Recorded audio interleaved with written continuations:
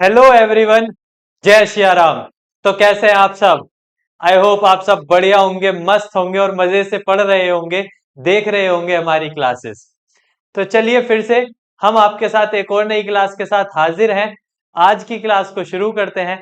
जैसा कि देखो, आप सब जो जो हमारी पिछली क्लास देखकर आ रहे हैं उन सबको पता होगा कि लास्ट क्लास में हमने चैप्टर स्टार्ट किया था, ठीक है, pair of linear equation in two variables. उसमें हमने दो तीन बातें पढ़ ली थी कि कैसे किसी भी इक्वेशन को ग्राफिकली रिप्रेजेंट किया जा सकता है। ठीक है, उसका जो क्वेश्चन थे, जो ग्राफिकल वाले थे उन्हें आप कर सकते हो, उनमें इक्वेशंस को ग्राफिकली रिप्रेजेंट करना था। तो आई होप आप उन्हें अच्छे से कर लेंगे। तो अब हमने ग्राफिकल मेथड तो पढ़ लिया। आज हम पढ़ने जा रहे हैं दूसरा method, second method, solution method, कि किस तरीके से हम किन्हीं भी पेयर ऑफ लीनियर इक्वेशन को सॉल्यूशन के बेसिस पर सॉल्व कर सकते हैं। तो जो मेथड हम पढ़ने जा रहे हैं, ठीक है, यानी हम और किस मेथड से उन इक्वेशंस को इजीली सॉल्व कर सकते हैं और किस मेथड से हम उन इक्वेशंस को की वैल्यूज को फाइंड कर सकते हैं, उन्हीं में से आज हम स्टार्ट करने जा रहे हैं एक मेथड जिसका नाम है सब्स्टिट्यूशन मेथड।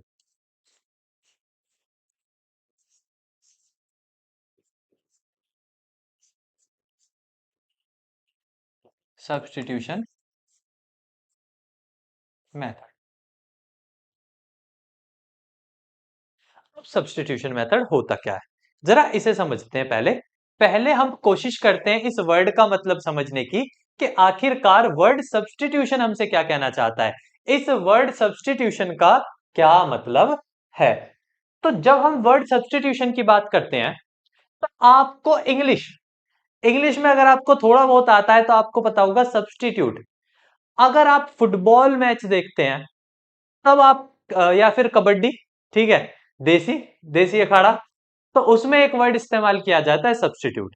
जब एक खिलाड़ी को बाहर भेजा और उसकी जगह किसी और खिलाड़ी को अंदर लाते हैं, तब हम वर्ड इस्तेमाल करते हैं कि हम प्लेयर्स को क्या कर रहे हैं, सब्स्टिट्यूट। सब्स्टिट्यूट का मतलब है एक की जगह दूसरा।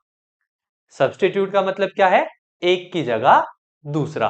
वही हम करने वाले हैं यहां, एक की जगह किसको लाने वाले हैं, दूसरे को। और ये सब्स्टिट्यूशन मेथड किस में अप्लाई होता है, ये अप्लाई होता है लीनियर इक्वेशंस में, पेयर ऑफ लीनियर इक्वेशंस में। ये सब्स्टिट्यूशन मेथड हम किन के लिए पढ़ रहे हैं, ये सब्स्टिट्यूशन मेथड हम पढ़ रहे हैं पेयर ऑफ लीनियर इक्वेशंस के लिए।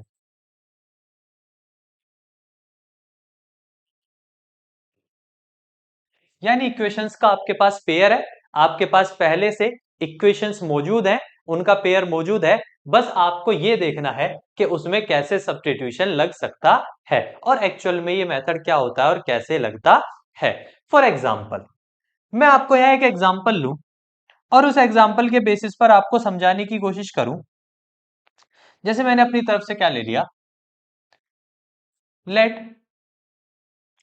मैंने लेट किया x प्लस वाई की वैल्यू 8 और इसी तरफ एक और इक्वेशन लेट की x माइनस वाई की वैल्यू 4।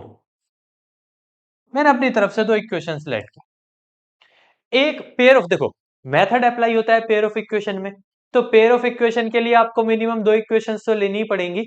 तो यहां मैंने अपने पास से एक इक्वेशन, दो इक्वेशंस ली। अब सब्स्टिट्यूशन मेथड क्या है, एक की वैल्यू दूसरे में रखना।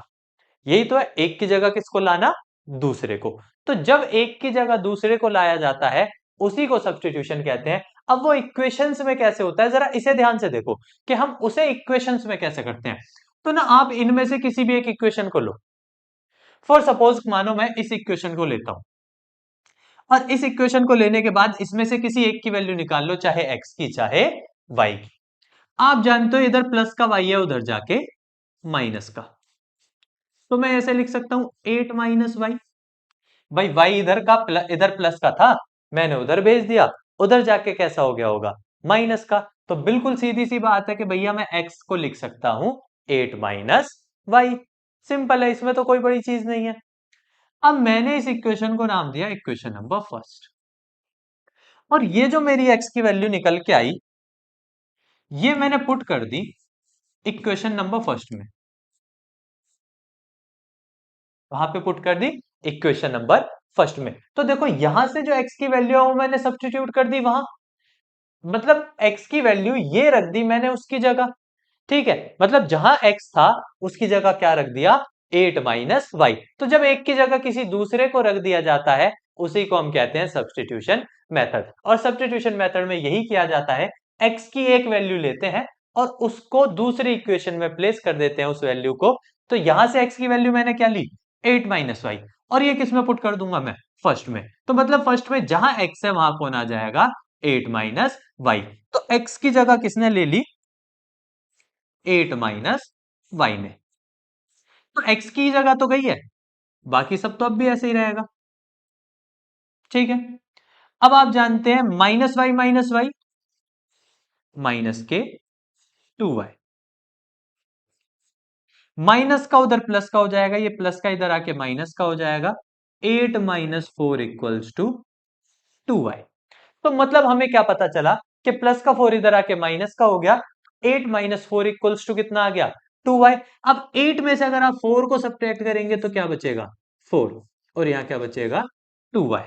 2 से आप 4 को कैंसिल कर दो, तो यहां से आपके y की वैल्यू क्या आ गई, 2। यहां से आपकी y की वैल्यू क्या आ गई, 2।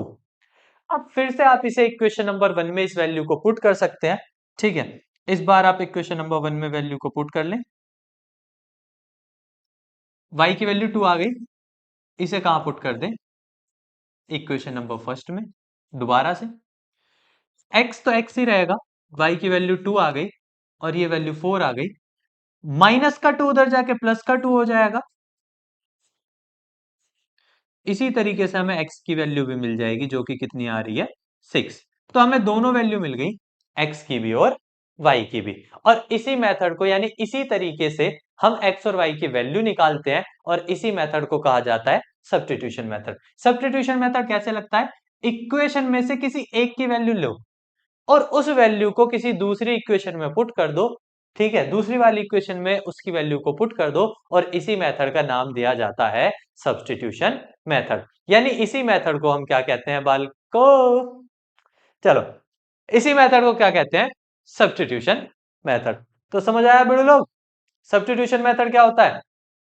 ठीक है, तो अगर आपको सब्स्टिट्यूशन मेथड का थोड़ा सा बेसिक समझ आया, ठीक है, मान लो अगर आपको पूरा नहीं भी आया तो घबराने की कोई बात नहीं है। इतना बड़ा खिलाड़ा कोई नहीं हुआ कि एकदम से उसे सारी चीजें आ जाए लाइफ में। ठीक है, कभी कभी चीजें थोड़ी धीरे धीरे आती हैं। तो चलो आगे एग्जांपल्स की तरफ चलते हैं और क्वेश्चंस को लेते हैं, तभी तो सारी चीजें आपकी क्लियर हो पाएंगी। तो क्वेश्चंस लेने के लिए चलो एक्सरसाइज में से ही ले लेते हैं, और क्या बनाए अब। ठीक है, बना तो देंगे लेकिन चलो कोई नहीं, एक्सरसाइज से उठा लेंगे, साथ के साथ थोड़ा सा एक्सरसाइज का भी हो जाएगा।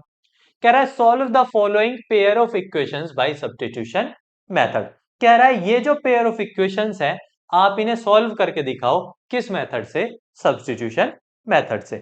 तो बिल्कुल भैया जी, हमने आपकी बात मानी, हम इसे बिल्कुल सब्स्टिट्यूशन से करके दिखा देंगे, बस देखते जाओ।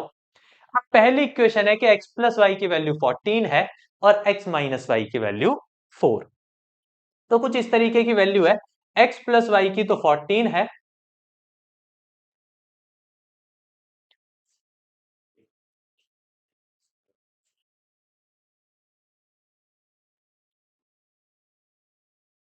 x प्लस वाई की वैल्यू तो 14 है और x माइनस वाई की वैल्यू 4 है। अब कह रहा है इस इक्वेशन को सॉल्व करो। तो मैंने कहा आप इक्वेशन में से, दोनों में से किसी भी एक इक्वेशन को लो और उसमें से वैल्यू निकाल लो। जैसे आप जानते हो प्लस का वाई उधर जाके कैसा हो जाएगा, माइनस का, या प्लस का एक्स उधर जाके माइनस का हो जाएगा। तो आपकी इच्छा है कैसी कर लो, प्लस का वाई उधर जाके माइनस का। तो ये क्या हो गया, 14 माइनस वाई।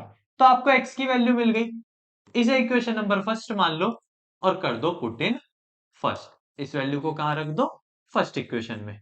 अब इक्वेशन नंबर फर्स्ट में जब आप इस वैल्यू को रखने जाएंगे, आप x की जगह क्या लिखेंगे, 14 माइनस वाई, क्योंकि आपने x की वैल्यू को अभी अभी क्या निकाला, 14 माइनस वाई। तो यही 14 माइनस वाई यहां आ जाएगा। तो जहां x है वहां 14 माइनस वाई आ जाएगा फर्स्ट इक्वेशन में, बाकी सब ऐसे ही रहेगा। माइनस वाई, अगर आप माइनस वाई को जोड़ेंगे तो माइनस वाई क्या हो जाएंगे, माइनस के 2y। तो यहां 14 माइनस 2y, माइनस के 2y उधर जाके प्लस का 4 इधर आके माइनस का, ठीक है। तो इस तरीके से हो जाएगा 14 माइनस 4 इक्वल्स टू 2y, जो कि 10 हो जाएगा। तो कैंसिल करेंगे, तो कैंसिल करने के बाद y की वैल्यू क्या आ जाएगी, 5। 2 से 10 को कैंसिल करेंगे तो y की वैल्यू क्या आ जाएगी, 5। इस y की वैल्यू 5 को फर्स्ट इक्वेशन में पुट कर दो x की निकालने के लिए। जैसे ही आपको y की वैल्यू मिल जाती है, आप उसे इक्वेशन नंबर 1 में रख के उसमें से किसकी वैल्यू निकाल सकते हैं, x की वैल्यू। तो x की वैल्यू निकालने के लिए y की वैल्यू आप 5 रख दें, तो प्लस के 5 उधर जाके माइनस के 5 उधर जाके प्लस के हो जाएंगे, और 4 प्लस 5 कितना हो जाएगा, 9। तो ये आपके x की वैल्यू आ गई और ये आपके y की। इस तरीके से सब्स्टिट्यूशन मेथड की अप्लाई करके आप x और y की वैल्यू निकाल सकते हैं। आई होप अभी तक बातें सारी सही चल रही होंगी, है? क्यों भिड़े लोग, क्यों आर्मी, सही चल रहा है ना हमारी आर्मी का काम? चलो, तो हमारी आर्मी का काम अगर सही चल रहा है तो चलो आगे की तरफ बढ़ते हैं, देखते हैं जरा और आगे क्वेश्चंस उठा के देखते हैं, क्वेश्चंस लेते हैं नए नए, ठीक है, कि आगे कैसे किया जा सकता है। तो चलो एक्सरसाइज तो चली रही थी, उसी में से क्वेश्चन नंबर 1 का सेकंड पार्ट ले लेते हैं, वरना ये कहोगे कि भैया इजी इजी करा दिए हैं और मुश्किल मुश्किल छोड़ दिए हैं। तो बिल्कुल मुश्किल मुश्किल नहीं छोड़ेंगे, आपके साथ चलेंगे। अब इसमें दिया है s-t 3 है और s upon 3 plus t upon 2 6 है। तो बिल्कुल कोई बात नहीं, जैसा इसने दिया है वैसा बढ़िया, भैया सही बात है, जैसा ये दे दे वैसा बढ़िया। एक s माइनस टी की वैल्यू 3 है, एक s माइनस टी की वैल्यू 3 है, और एक दिया हुआ है s upon 3 plus T upon 2 equals to 6। T upon 2 equals to 6, सही है, ऐसे दिया हुआ है। ये दो इक्वेशंस आपको दी हुई हैं, तो मैंने कहा ना पहली इक्वेशन में आ जाओ। अब पहली इक्वेशन में माइनस का टी है, इधर जाके प्लस का हो जाएगा। तो मतलब जहां एस है वहां क्या लिखा जा सकता है, इसे इक्वेशन नंबर फर्स्ट मान लो। मतलब एस की जगह क्या लिखा जा सकता है, 3 प्लस टी। जहां भी आपको एस दिखाई दे उसकी जगह क्या सब्स्टिट्यूट हो सकता है, 3 प्लस टी। तो इसे सब्स्टिट्यूट कर देंगे इक्वेशन नंबर 1 में। भाई इस इक्वेशन से आपने एस की वैल्यू निकाली, दूसरी इक्वेशन में रख दी, तो ये हो जाएगा 3 plus T upon 3 plus T upon 2 equals to 6। अब इसे सॉल्व करने के लिए एलसीएम ले लो, 6 हो जाएगा। 2 की मल्टीप्लाई इधर हो जाएगी 3 प्लस टी में, और 2 से ये 3 बार कटेगा तो इधर 3 की मल्टीप्लाई हो जाएगी। 6 डिवाइड से मल्टीप्लाई में जाएगा तो इधर 36 हो जाएगा। 2 के अंदर मल्टीप्लाई होगी तो 6 plus 2t plus 3t, plus के 6 उधर जाके माइनस के हो जाएंगे और इधर ये दोनों ऐड हो जाएंगे। प्लस के 6 उधर जाके जब माइनस के होंगे तो 36 में से 6 जाएगा तो कितने बचेंगे, 30। उसी तरीके से 2t प्लस 3t को जोड़ के क्या बन गया, 5t। अब आप 5 से इस 30 को कैंसिल कर सकते हैं 6 टाइम्स। 5 से 30 को कितने टाइम्स कैंसिल किया जाता है, 6 टाइम्स। अब आपको वैल्यू मिल गई ना 6, आप इसे पुट कर लो फर्स्ट में। आपको क्योंकि t की वैल्यू मिल गई, लेकिन t के साथ साथ s की भी वैल्यू चाहिए, दोनों वेरिएबल थे, तो आप इस t की वैल्यू को उठा के किसी इक्वेशन में रख दो, इक्वेशन नंबर फर्स्ट में। हमने इसे इक्वेशन नंबर फर्स्ट माना है तो इसी में पुट कर लेते हैं। s की जगह तो s ही रहेगा, t की जगह 6 आ जाएगा, अभी अभी हमने t की वैल्यू निकाली हुई है, तो ये कितनी टाइम्स कट जाएगा, 3 टाइम्स। प्लस का 3 इधर आके माइनस का हो जाएगा, तो प्लस का 3 इधर आके माइनस का हो जाएगा तो ये 3 हो जाएगा, ठीक है। 3 डिवाइड से इधर मल्टीप्लाई में आ जाएगा तो 3 3 जा क्या हो जाएंगे, 9। s की वैल्यू 9 और t की वैल्यू 6, यही दोनों आपके आंसर हो जाएंगे। यानी आपके t की वैल्यू 6 आ रही है और s की वैल्यू 9। इस तरीके से आप सब्स्टिट्यूशन मेथड अप्लाई कर सकते हैं और इसे अप्लाई करके आप किसी भी इक्वेशन को सॉल्व कर सकते हैं। तो और चलो आगे चलते हैं और देख लेते हैं और कोशिश करते हैं क्वेश्चंस को उठा के करने की।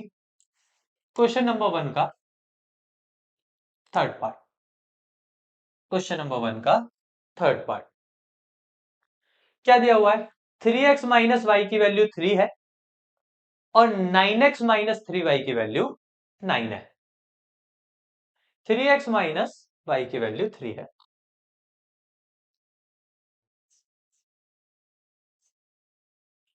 और दूसरी इक्वेशन आपको दी हुई है 9x माइनस 3y की वैल्यू 9 है। अब हमने तो एक ही तरीका सीखा है भैया, वैल्यू निकाल लो। अब वैल्यू निकालने के लिए क्या किया भैया, हमने बड़े प्यार से एक तरीका बनाया। क्या कि y को तो इधर भेज दो और 3 को इधर। अगर आप माइनस के y को इधर भेजोगे तो प्लस का, इधर से प्लस का 3 उठ के इधर आएगा तो माइनस का। तो यानी आप इन्हें इंटरचेंज कर लो। 3x की तरफ को तो 3 भेज दो और माइनस का y उधर प्लस का, तो आपको y की वैल्यू मिल गई। यहां से आपको किसकी वैल्यू मिल गई? y। अब y की वैल्यू कहां पुट हो जाएगी? इक्वेशन नंबर फर्स्ट में सब्स्टिट्यूट हो जाएगी y की वैल्यू। तो जहां भी इक्वेशन नंबर 1 में y है वहां सब जगह क्या आ जाएगा? 3x plus 3। तो 9x तो ऐसे ही रहेगा, जहां y है वहां आ जाएगा 3x प्लस 3। 3 के अंदर मल्टीप्लाई होगी।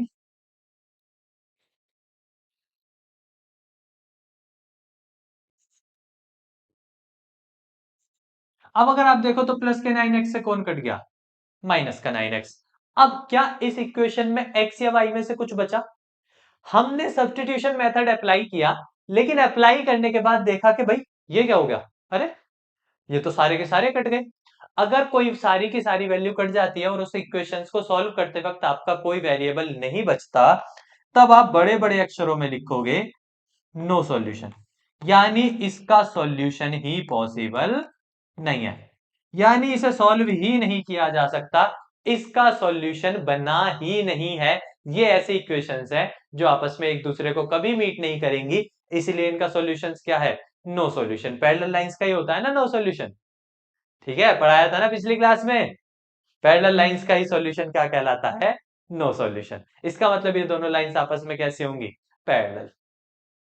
तो ऐसा नहीं है कि सारी इक्वेशन सॉल्व हो ही जाएंगी, हो सकता है लाइंस पैरेलल दे दे। हाँ, तो अगर पैरेलल दे देगा तो होंगी नहीं, वो ढूंढते रहोगे तो भी नहीं होंगी। चलो आगे चलते हैं। क्वेश्चन नंबर 1 का फोर्थ पार्ट देखें जरा।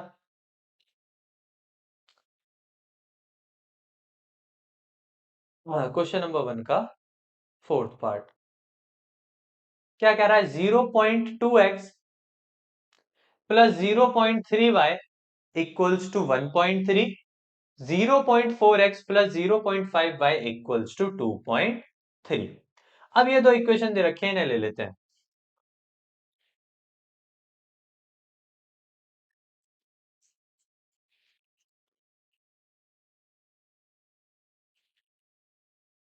0.2x plus 0.3y equals to 1.3 and दूसरी इक्वेशन क्या दी हुई है?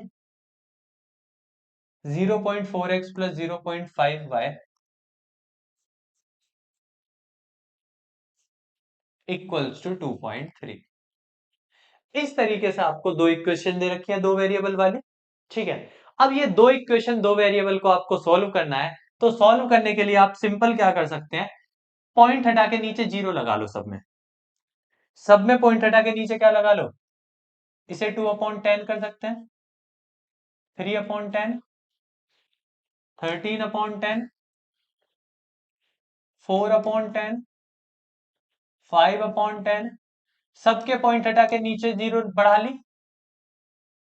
और ये आपस में कट जाएंगे, ये कॉमन होके आपस में कट जाएंगे। तो जब ये कॉमन होके आपस में कट जाएंगे तो नॉर्मल इक्वेशन क्या बचेगी?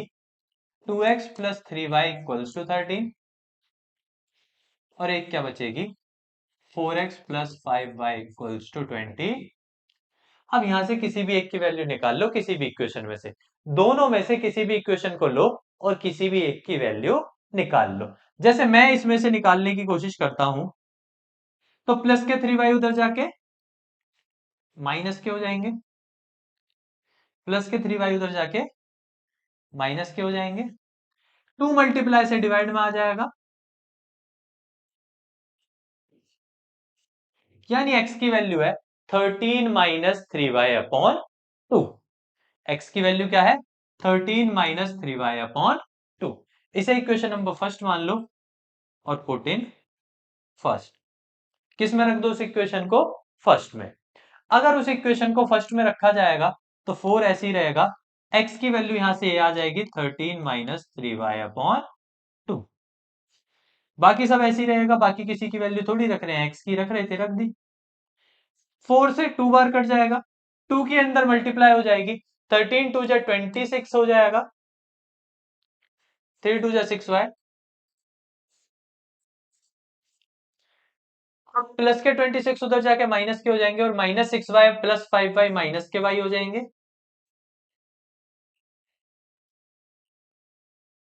माइनस से माइनस कट जाएगा, y की वैल्यू क्या आ जाएगी? 3। अगर y की वैल्यू 3 है तो इस 3 को कहां पे पुट कर दो? वापस से फर्स्ट में। वापस से फर्स्ट में करके आप x की मतलब y की वैल्यू पुट करके आप किसकी वैल्यू निकाल सकते हैं? x की।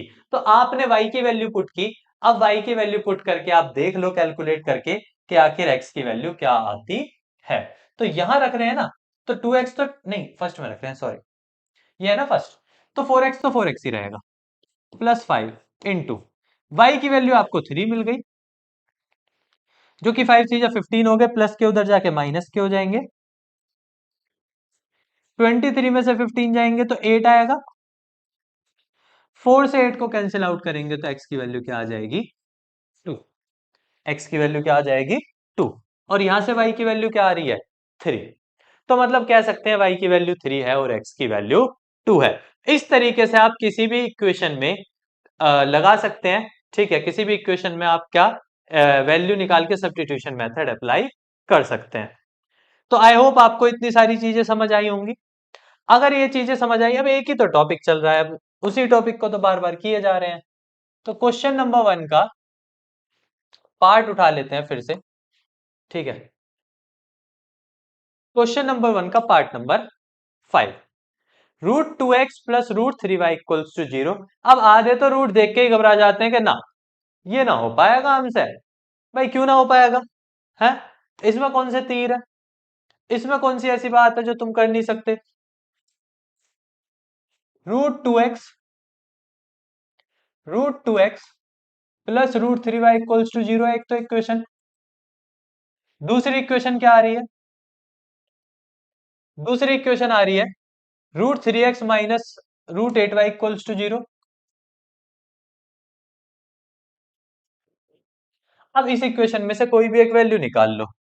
जैसे मैंने यहां से वैल्यू निकाली, और √2x प्लस के उधर जाके माइनस के हो जाएंगे, √3y हो जाएगा माइनस का, √2 मल्टीप्लाई से डिवाइड में आ जाएगा तो x की वैल्यू माइनस √3 अपॉन √2y हो जाएगी। अब इसे मान लिया मैंने इक्वेशन नंबर फर्स्ट। अब हर बार की तरह वही काम, इस x की वैल्यू को उस इक्वेशन में रखा जाएगा। अब इस x की वैल्यू को जब उस इक्वेशन में रखा जाएगा, पुट इन फर्स्ट,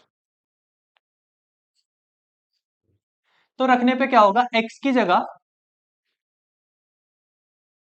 ठीक है, जो x की जगह है वहां आ जाएगा माइनस √3 अपॉन 2y। तो जो x की जगह है वहां पे आ गया माइनस √3 अपॉन √2y और माइनस का √8y। ठीक, अब होगा क्या? y कॉमन हो जाएगा। अगर y कॉमन हो जाएगा, माइनस, तो मतलब √3 क्या हो जाएगा? माइनस के 3।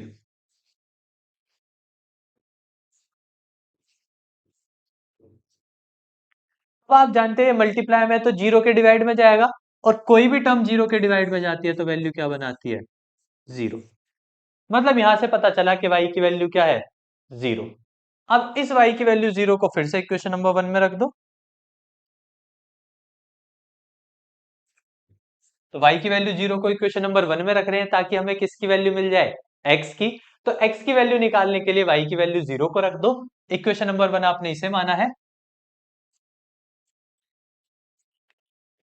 y की वैल्यू को 0 रख दो, माइनस ये तो खत्म ही हो गया, तो √3x 0 हो गया। अब √3 मल्टीप्लाई से डिवाइड में जाएगा तो 0 के डिवाइड में कोई भी वैल्यू 0 ही होती है। तो यानी आपके दोनों आंसर क्या आ रहे हैं, 0। x की भी वैल्यू 0 आ रही है और y की भी वैल्यू 0 आ रही है। इस तरीके से आप किन्हीं भी इक्वेशंस को, पेयर ऑफ इक्वेशंस को सब्स्टिट्यूशन मेथड से सॉल्व कर सकते हैं। आई होप इतना आपको आया होगा, इतनी सारी चीजें सही रही होंगी। तो ये पार्ट नंबर 6 आपके लिए होमवर्क है, ठीक है। आप दोनों इक्वेशन को पहले एलसीएम लेके सिंप्लीफाई कर सकते हैं, वरना अगर आप डायरेक्ट वैल्यू निकालना चाहें तो डायरेक्ट वैल्यू निकाल के भी पुट कर सकते हैं। अब ये आपकी मर्जी है कि आप पार्ट नंबर 6 को कैसे करना चाहते हैं। क्वेश्चन नंबर 2 में क्या कहता है, क्वेश्चन नंबर 2 कराते हैं। अब ये इंपॉर्टेंट क्वेश्चन है, मोस्ट इंपॉर्टेंट क्वेश्चन है। वैसे तो सभी इंपॉर्टेंट है, लेकिन इस पे थोड़ा फोकस ज्यादा, ठीक है। ये थोड़ा ज्यादा इंपॉर्टेंट वाली बात है। दो इक्वेशन दी है, 2x प्लस 3y की वैल्यू 11 दी है, और दूसरे में 2x माइनस 4y की वैल्यू माइनस के 24 दी है। अब कह रहा है hence find the value of m for which y equals to mx plus 3। पहले दोनों इक्वेशंस को उठा लेते हैं, एक एक करके दोनों इक्वेशंस को उठाते हैं। 2x प्लस 3y की वैल्यू 11 है,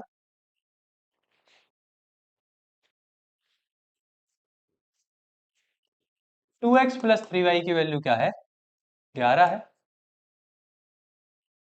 2x माइनस 3y की वैल्यू दे रखी थी शायद, 2x माइनस 3y की वैल्यू दे रखी थी शायद, 2x माइनस 4y की, माइनस के 24, 2x माइनस 4y की वैल्यू माइनस के 24। पहली वाली इक्वेशन ली, प्लस के 3y थे, प्लस के 3y को उधर बेच के माइनस का 3y, तो मुझे यहां से 2x की वैल्यू मिल गई 11 माइनस 3y। अब इसे मैंने इक्वेशन नंबर फर्स्ट मान के इसमें पुट कर दिया, तो मुझे पता चला जहां भी मेरा 2x है वहां क्या लिख सकता हूं मैं, 11 माइनस 3y। तो जहां भी मेरा 2x था वहां क्या लिख दिया मैंने, 11 माइनस 3y, साथ में माइनस का 4y भी था और माइनस के 24 है। तो ये 11 minus 7y equals to minus का 24। अब ये उधर चला जाएगा, ये इधर आ जाएगा, तो 11 प्लस 24 इक्वल्स टू 7y। तो ये माइनस का उधर प्लस का, इधर माइनस का इधर प्लस का, तो ये 35 7y हो जाएगा। कैंसिल आउट करेंगे तो y की वैल्यू 5। तो यहां से आपने y की वैल्यू क्या निकाल ली, 5। इस y की वैल्यू 5 को इक्वेशन नंबर 1 में रख दो, x आ जाएगा। y की वैल्यू को 5 रखेंगे तो 2 into X minus 4 into 5 equals to minus 24। अब आपने y की जगह क्या रख दिया, 5 रख दिया। अब उसे कैलकुलेट कर लो, 2x minus 20 equals to minus 24, minus उधर जाके प्लस हो जाएगा, तो माइनस 24 प्लस 20 हो जाएगा। अगर आप इसे कैलकुलेट करेंगे तो ये माइनस का 4 बन रहा है, 2 से काट दें, x की वैल्यू माइनस के 2 बन रही है। मतलब y की वैल्यू यहां से 5 आ रही है और x की वैल्यू माइनस के 2। अब क्वेश्चन में आपको एक और इक्वेशन दे रखी थी, y equals to M X plus 3, और आपसे इसमें m की वैल्यू मांगी थी। आपसे इसमें क्या मांगी थी क्वेश्चन में, m की वैल्यू।